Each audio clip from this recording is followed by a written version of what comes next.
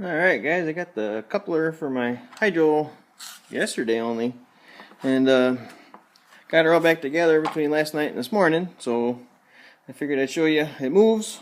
I still have not worked on the rod knock yet, so it's going to knock. It smokes a little bit. I adjusted the carburetor.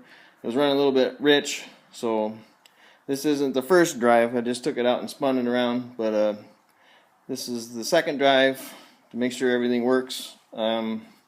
I still have to do the neutral, get the neutral set right because it wants to creep forward, but here's the second drive of the tractor with the hydro fixed.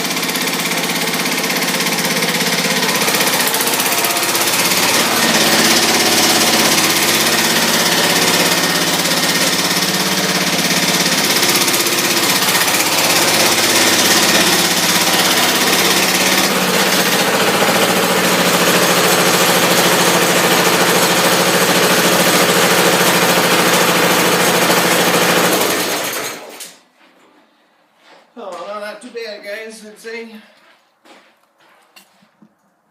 I'm getting little drips out of the hydro, I think because it might be over full. It's just going to bleed out, but there it is. All back together. Next issue is going to be this rod knock. Poor thing. I'm seeing oil on the front of the engine too, so I have to see where that's coming out of. I don't know. Anything.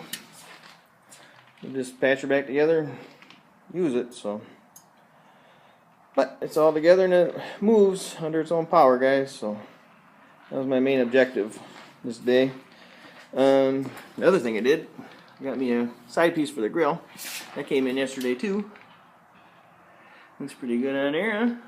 Matches pretty good. Yeah, I got the coupler in, got the grill piece on, pile of parts over here. There's the coupler right there, 786038. There's the old one. It's all stripped out. The one side's really bad. But that's it, guys. And you learn a few tricks or two when I did the other one over there. I must have spent about a good half an hour trying to get that whole rear end back up in there and level and everything to get the bolts in it. Because when you take it out, this cover comes off. There's 4 bolts on the seat, 2 bolts on the top here, and then there's 4 bolts here and there.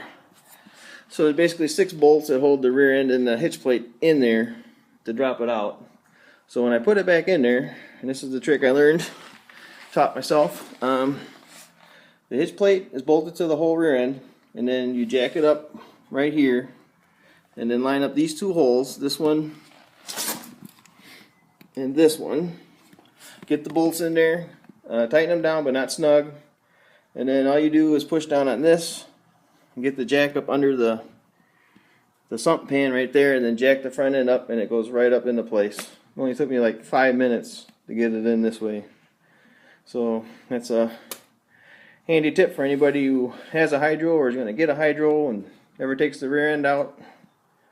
That works pretty darn good to get it back in there. So, alright guys, that's enough rambling for now. Park it back over in its spot, and then my fix-it jobs are piling up around here, so still got that piece of junk over there waiting for the gas tank. So I'm gonna knock some of this stuff out and then get back on this guy and do the rod. So stay tuned for those vids, they'll be coming up. So till then guys, we'll talk to you later.